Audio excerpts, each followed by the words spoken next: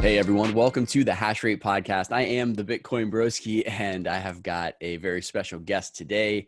This gentleman and I have been going back and forth for a couple of weeks. It's good to finally get him on the show. Zack Voell from CoinDesk. Zack, how you doing? I'm great. Thanks for having me on. It's really good to finally connect, and it's going to be a fun conversation. Looking forward to it. I am as well. You know, it's not often that I get people on the show that have experience with mining, experience with the shitcoin and altcoin markets, and have a wide range of interests and perspectives. So I'm really looking forward to this chat. Man after my own heart here. So why don't we start off, instead of you telling everyone how you got into crypto, I'd love to hear how you came to work with Blockstream.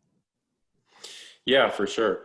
So I guess a little bit just before Blockstream, I was working with Messari, sort of a data aggregator startup in the industry. Really sharp team over there, and that was my first exposure to working in the industry full time. Before then, and through college, it was just always sort of a hobby. And as it ate up more and more of my time, I wanted to try and do it full time. Messari was great, helped them build out their research team over there. And then I wanted to focus a little bit more on Bitcoin only stuff. And Blockstream obviously is one of the leading technology companies in that sort of area of the space. And I joined their product team, sort of working with some of the engineers and some of the content team, working on some documentation for their green wallet and their liquid sidechain protocol. And that was a lot of fun. I have a lot of respect for a lot of people over there, and it was great. Eventually, I wanted to do a little bit more writing, similar to what I was doing back at Messari, data-oriented, more markets-oriented content. And CoinDesk was looking for someone to sort of join as a lead markets writer. So that's what I'm doing now. It's a lot of fun. Also, I guess I've had 2 or 3 like pretty unique experiences, like job role wise in the industry. But all of them have been great. CoinDesk has recently brought on a lot of talent from Bloomberg and Wall Street Journal and whatnot. And me sort of writing alongside them with maybe a bit more like crypto native knowledge has been a lot of fun as well. So yeah, that's sort of the quick and dirty on how I got to where I am now and what I've done. And it's been a blast every step of the way. Dude, you've curated quite the resume so far, right? I mean, if you talk about the lineup there, Messari, Blockstream, and CoinDesk, it's a pretty damn good way to go so far. And how long has that been over? What, 4 years, 5 years? So I've only been working in this space for about 3 years, Okay. 3.5 years, I guess, maybe. Yeah, almost 4. But I first found Bitcoin. My roommate, who was computer science and sort of like anarchist cypherpunk type. I guess this was early 2014. I was studying economics and finance at the time, and he's like, "You'd probably like this. You should sort of read a couple of these things here." And I mean, obviously he was right. So here I am. But yeah, There you go. it's been a few years. So why did you, and I'm always curious about this because it seems like given enough time, everyone works their way back to being a Bitcoin focused trader, investor, hodler, whatever. So what was it in that transition from Messari that made you want to focus more of your time and attention on just Bitcoin? Yeah, that's a great question. I don't know, it's cyclical. And like you said, when I first got in, it was pretty much only about Bitcoin. Bitcoin was and still is sort of the biggest, one of the most simple protocols to understand. Then sort of your mind gradually expands to want to understand some of the other alternative cryptocurrencies. And then maybe your focus narrows back down to Bitcoin, then it expands a bit again. I'm sort of in the expansion to other coins a little bit phase again now, given the wild success of Uniswap and Balancer and Curve and all these other protocols.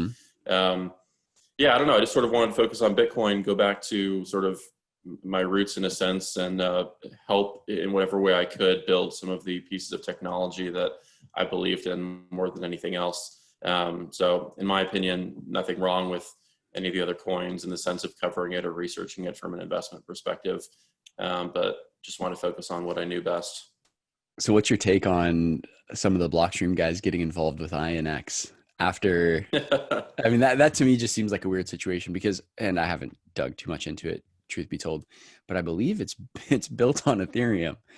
Is that? Yeah, it is an ERC20 token as far as I know. And there has definitely been a lot of controversy about it on Twitter. Look, in my opinion, so I'm sure maybe you or some of your audience knows, plenty of people associate me, and I don't really mind it, with being sort of a Bitcoin maximalist on Twitter. There are definitely some Bitcoin maximalists who say I'm not like pure enough or whatever. But like that's sort of the side of the spectrum that I fall on more often than not. But having said that, like 2016, 2017, 2018, I traded altcoins, some very pure shit coins, just like anyone else or most other people, I guess. Sure. Not so much anymore, but I think you can, and many great traders do believe Bitcoin is sort of the greatest and the biggest and one of the only ones, if not the only one that really matters, while also trading and researching and all these other coins. So all that to say, I think the sort of Bitcoin maximalism or dominance idea can be very separate from your investment theories and decisions.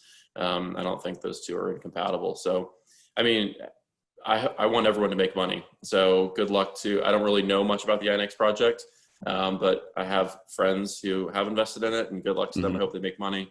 And that's pretty much the extent of my comment on that. That's it's always very interesting. I mean, anytime you take an extreme stance, it's too hard to maintain that.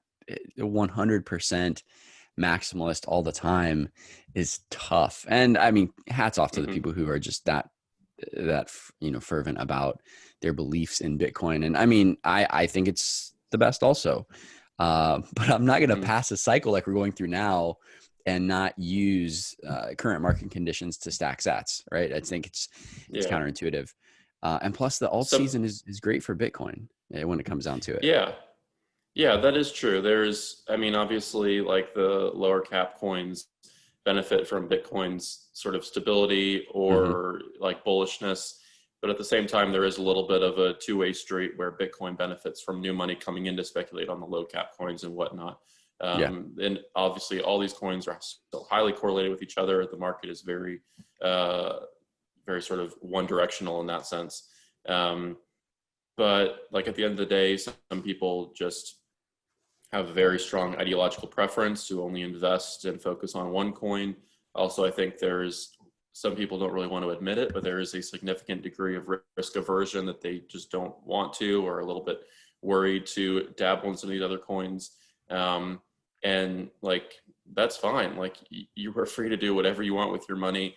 You should not hate on people who make other decisions that you would not with their money. Now, if you're talking about like Bitcoin Cash is going to flip in Bitcoin and take the #1 spot, like, all right, most people probably don't agree with that. But if you want to like trade Bitcoin Cash to get more Bitcoin, I mean, who's to say that's a bad call? I mean, it's a little risky maybe depending on your risk appetite, but fair investment decision as far as anyone is concerned.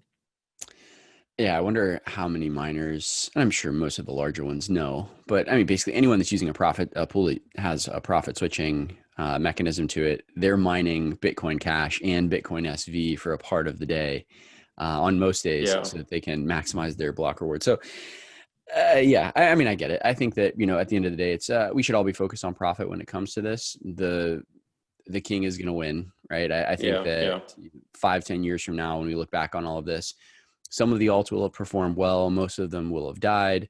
The industry as a whole will be better for the hype that's been generated by these various, positive market cycles. Bull markets do a lot to bring good attention to the space.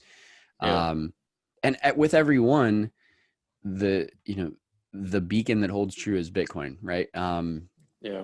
You've What's mentioned. Interesting is, sorry. Go ahead. No, go ahead. I just want to mention what's interesting is we always see, like, if you look at the top 10 or top 50 market cap for coins over the past years, like it's constantly changed. with the exception of very few coins. Mm-hmm. I think like we've seen, the simplest way to say this is we've seen the validation of Ethereum over the past couple months, in my opinion, more so than the entire history of that protocol. And what I mean by that is we've seen two things. We've seen fees on the blockchain skyrocket, which from any on-chain data perspective is one of the key metrics to validate the use case for the blockchain. Like if no one wants to use your chain, fees are going to stay low, blocks are going to stay relatively empty. Yep. And through 2017, we saw that with Bitcoin, and people use it as a critique for Bitcoin, saying, oh, it's impossible to use, fees are too high, whatever. But actually the opposite is true. It validates the use case, and we're seeing that with Ethereum now. We're also seeing the validation related to that aspect with Uniswap and some of the other like AMM and decentralized exchange protocols that are triggering this large throughput on chain. In my mind, Uniswap is by far the most successful and one of the only successful like DeFi apps we've seen so far. And it's hard to hold the position that Ethereum is useless or struggling or whatnot anymore. It obviously still has a lot to prove, and like every blockchain has a lot to prove. But a lot of these coins, like you said, will cycle through and die off and whatnot. But we've seen some serious validation for the use case that Ethereum wants to build towards the past couple of months. And I honestly like haven't really cared much about Ethereum. It's not really something like what it wants to build is not really something I'm interested in. But it's hard to ignore like the crazy success that it's seen in the decentralized exchange area, evidenced through some important on-chain metrics. So I think that's pretty exciting.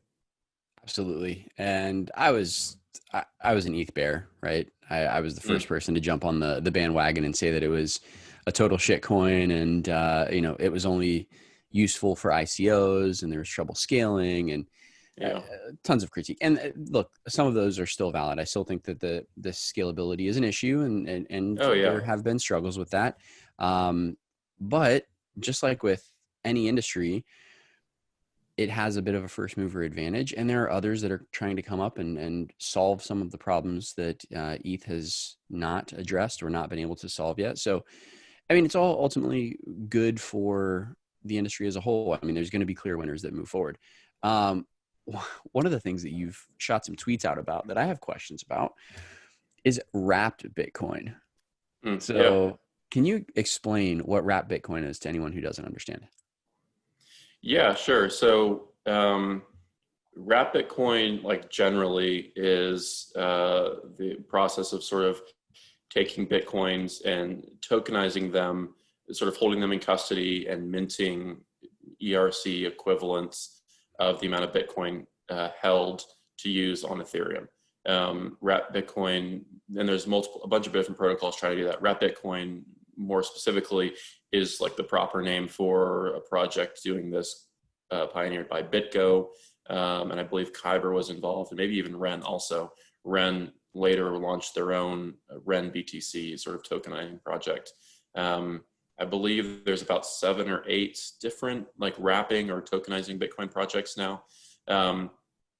And sort of as like a hardcore Bitcoiner, where a majority of like my mental bandwidth is spent focusing on Bitcoin, this is sort of like a really interesting trend for me to watch, because we're at like over 50,000 Bitcoins or something that have been tokenized or wrapped to use to either trade or stake in these different DeFi apps.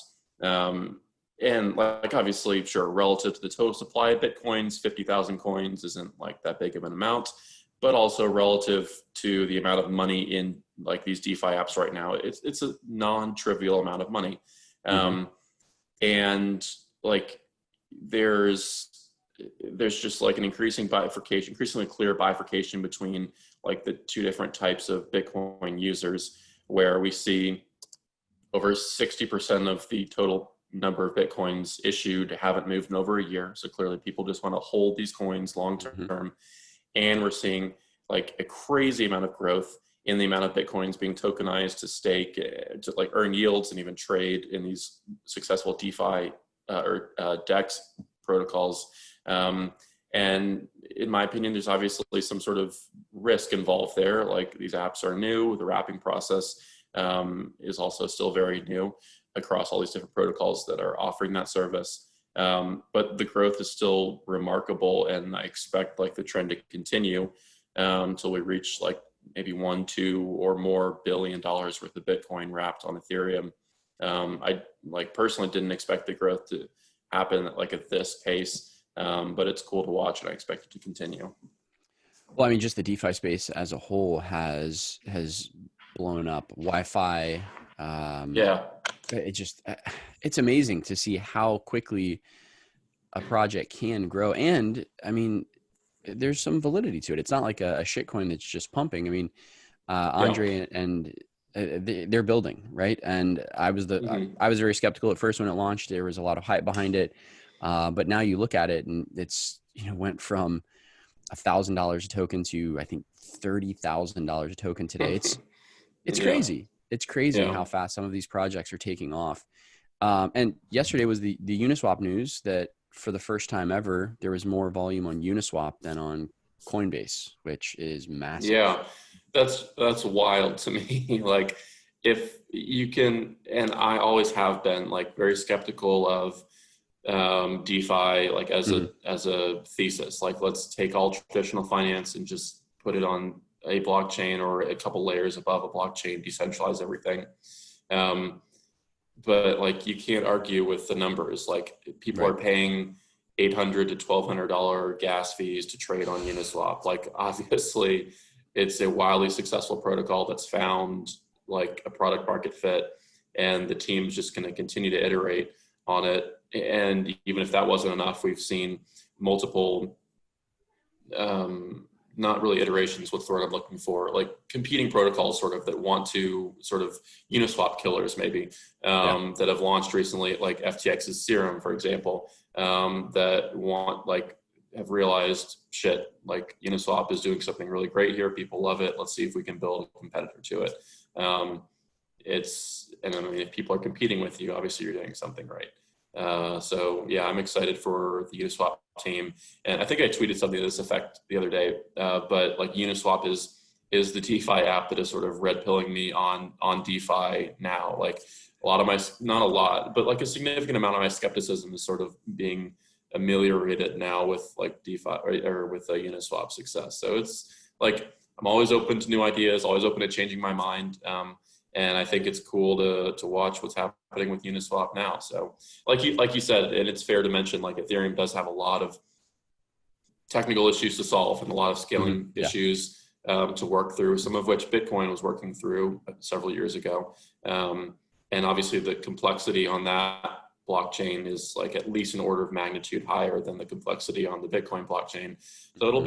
it'll be a process, and hats off to people working on that protocol. But nonetheless, the growth of Uniswap and is cool to watch. So I mean, do you feel like Bitcoin's getting left out here? I mean, I know is what it you mean. Yeah, it's so like as predominantly holding, or almost I guess almost exclusively holding Bitcoin now. Like I'm not an active trader really anymore. I'm happy with the Bitcoins that I have. But I mean, you see like Ethereum like skyrocket like 10-15% in a day, and Bitcoin pulls like a 2% move, and you're like, Mhm. great, great. Um, but I think the answer there is maybe, and some of this might just be cope, like sure, but I think there's a two-part answer there. One, Bitcoin's like relative stability is enabling a lot of this altcoin growth. Like if Bitcoin went True. on a 10%, 15% tear, Alts these are other dead. coins, yeah, we wouldn't be Yeah. seeing the same growth there. Um, but also I think like the stability for Bitcoin is good, like short term, because we're seeing, and this has always been there. Crypto has always been like associated with this like Wild West gambling, investing sort of Yep. ethos. And this is not meant to be sort of, this is meant to be just sort of a neutral observation, not a critique of any coins. But I think we're seeing a bifurcation between sort of serious money paying attention to Bitcoin, like your Paul Tudor Jones and your publicly traded companies allocating cash to Bitcoin, and these sort of like serious decisions that lend a lot of credibility to Bitcoin as like a digital gold investable asset, and sort of a resurgence on other protocols of your 2014, 2017 altcoin crazes that are now not happening on protocols that are susceptible to KYC or regulators like filing like the IRS did with Coinbase in 2015 or whatever it was. Like that's never going to happen on Uniswap. And the resurgence of this like altcoin, shitcoin flipping craze is happening again and will always be there.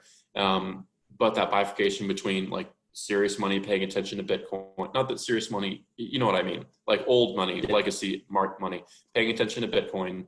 And then we have like Uniswap over here with this altcoin craze.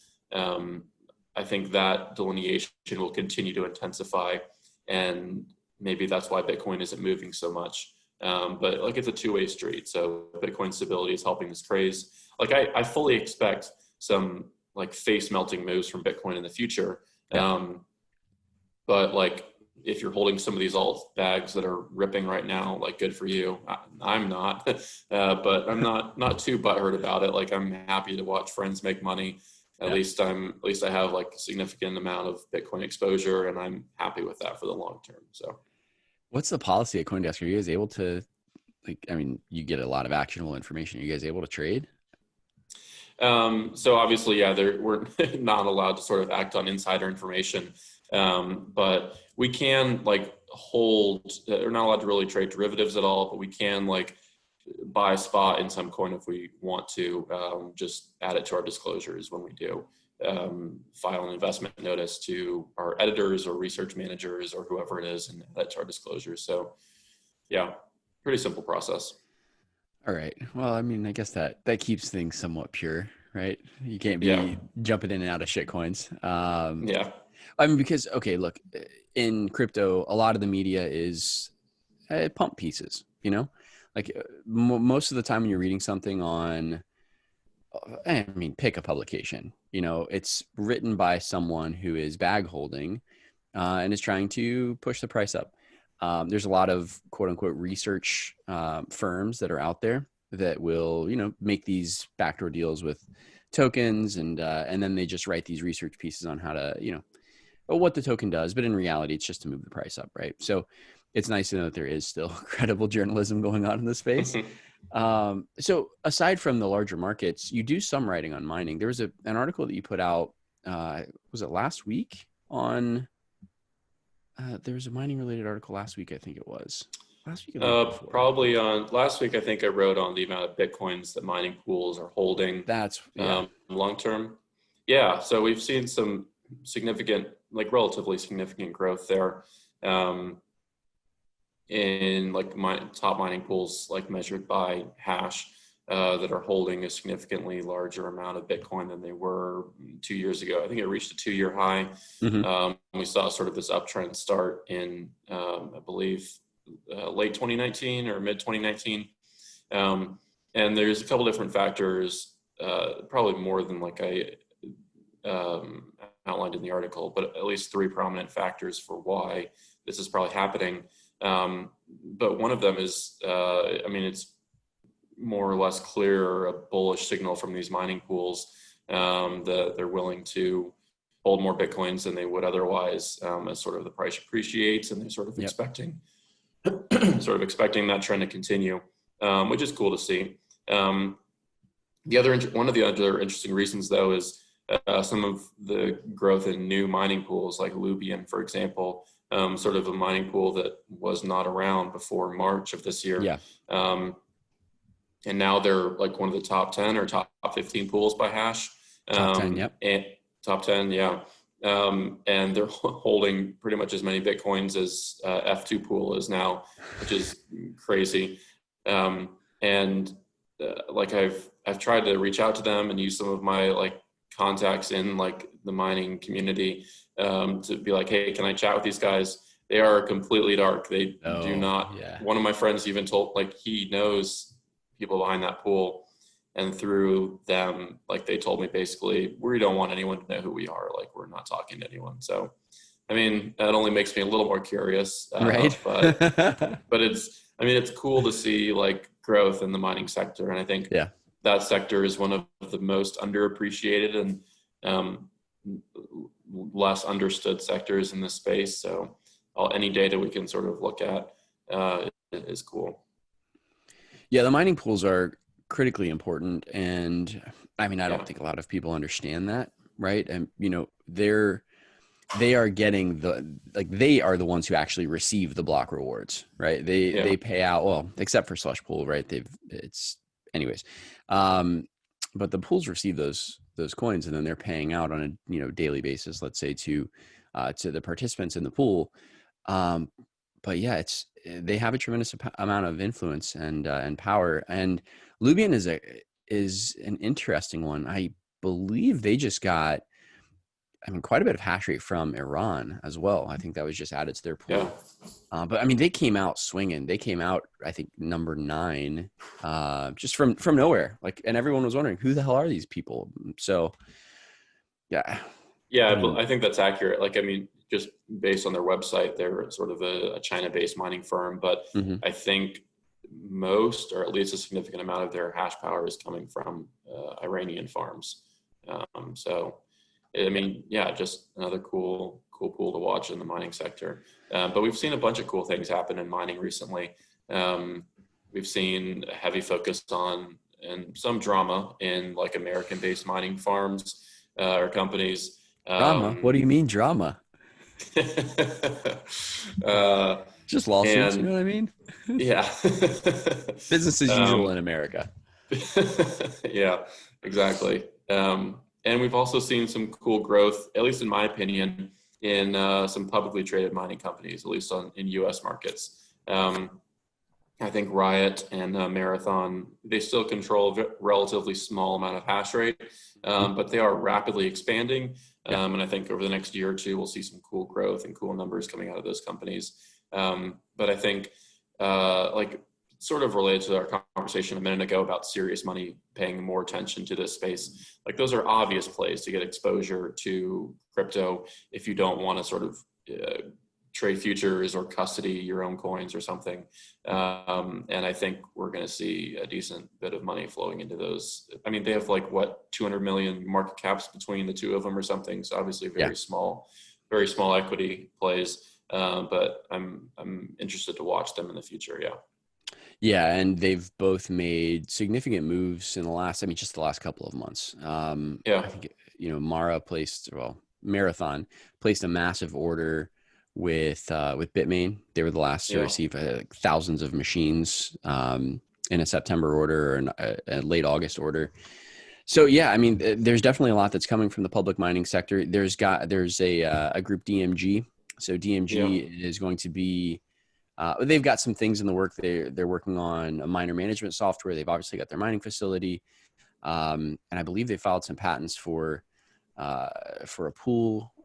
So something in that regard. So it's going to be very interesting to see what happens with a lot of the publicly traded companies because they have to do business differently, right? Like you talk about Lubian and how they're able to service, OFAC countries when it comes to mining. That can't happen for a publicly traded company in the United States, right? Like Yeah. they're not able to be affiliated. And most people know this, and it's like the dirty little secret of mining. And like people don't really talk about it because they're afraid that if somebody says something out loud, then the regulators are going to look. But if Yeah. you're mining in a mining pool and you're an American company, it's not really possible for you to know if any of the hash that's going towards those blocks or the transactions that are associated are coming from an OFAC country. Like you're Yeah. probably solving blocks right alongside North Korea. And Yeah. that will have to be remedied for, as mining gets bigger, as Bitcoin becomes more valuable. So it'd be interesting to see what breakthroughs come in that regard. Because there has to be somebody that's looking to Yeah. solve that problem. Yeah, yeah, and that's sort of a scary conversation to have. Like, how do we solve that problem while retaining some of the core attributes of like the Bitcoin protocol itself and mining Mm-hmm. as an activity? But yeah, I think we'll see some interesting solutions and maybe have some tough conversations about that in the future. But yeah, I mean, you're right. Yeah, our buddies at Slush, I know they've got a solution. It's just tough for them. I mean, with so little hash right now, it'd be good to see them get some more hash on for sure. Hmm. So when it comes to mining, aside from what we've already talked about, what's exciting to you? What are you looking at? Put your Bitcoin maximalist hat on for a second. What's Sure. exciting to you that's upcoming? Um, so I guess what's exciting to me about like mining in general is like I just like finding data and analyzing trends that no one or an insignificant amount of people are like talking about. So if I can parse some data and throw together a quick piece, which is mostly what I do at CoinDesk on some interesting markets data, um, and I think there's a lot of that in mining. A lot of mining data is sort of hard to come by, and there's like a slew of assumptions that go with all of it. But it's very fun to play around with, just as much, in my opinion, as like markets data, exchange flows, and whatnot. In terms of, and one sort of like trend that is just hard to sort of pin down, but there's talk to anyone in mining and there's like a great crazy growth in the use of profit switching algos, now more than like most other times in the past. And I think that's really cool. And for better or worse, it sort of solidifies the long-term existence of altcoins as just sort of like minor profitability tools.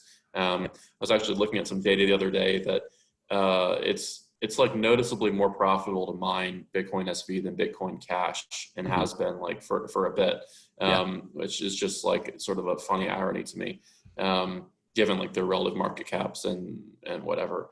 I actually think Bitcoin SV just dropped out of the top 10 market caps, and Bitcoin Cash is sort of on its way dropping out of there too. So we'll see what happens. But yeah, I think just the growth and the tech behind profit switching algos is cool to watch, and something not a lot of people are paying attention to. But yeah, cool to follow.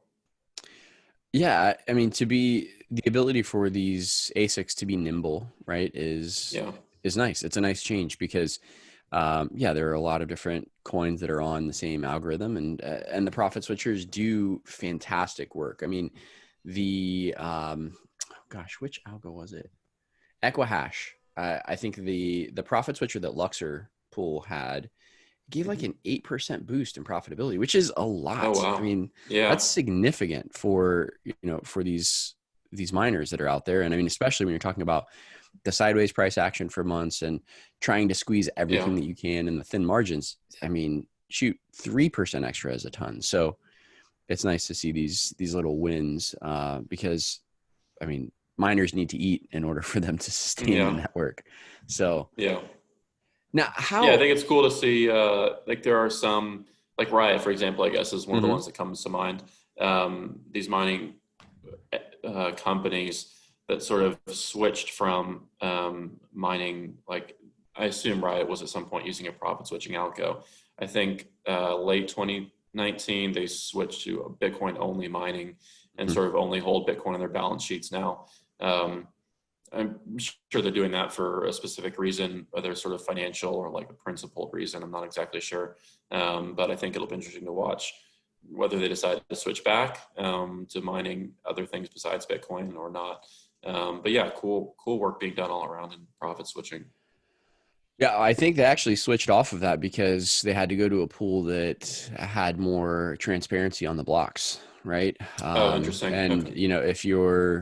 if you're mining in a pool that has a profit switcher, then I mean, look, let's just call it what it is. Like Slush is the only one that doesn't have a profit switcher, and that's just because they're a PPLNS pool, and it's you get the reward from the block that you solve. You're not grouped together with other people, so there's no issues with OFAC, right?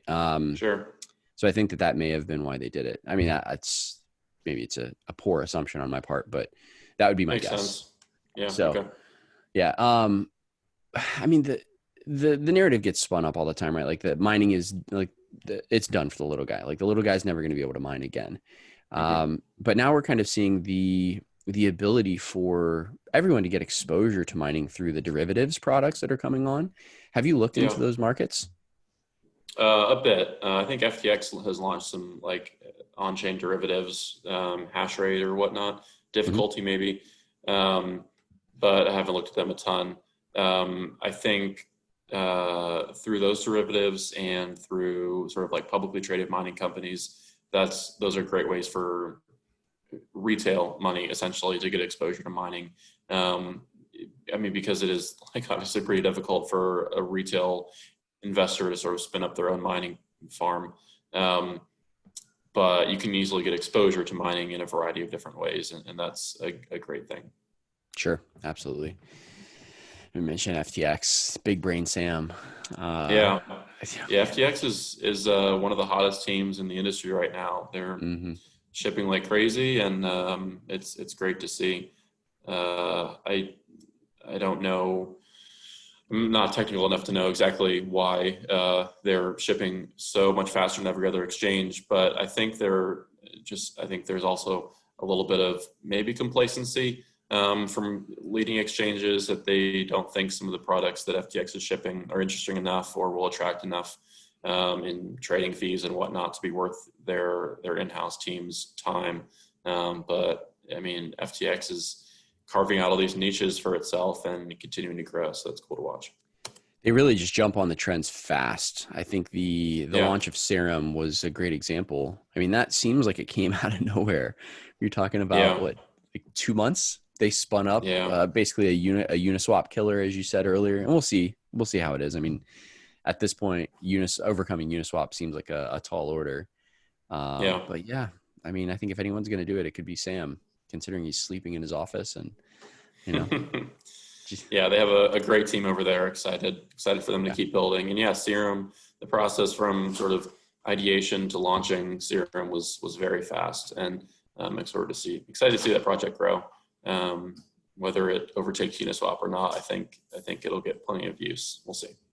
absolutely. All right. Well, Zach, before we wrap things up here, are there any last thoughts or parting words you want to leave everyone with?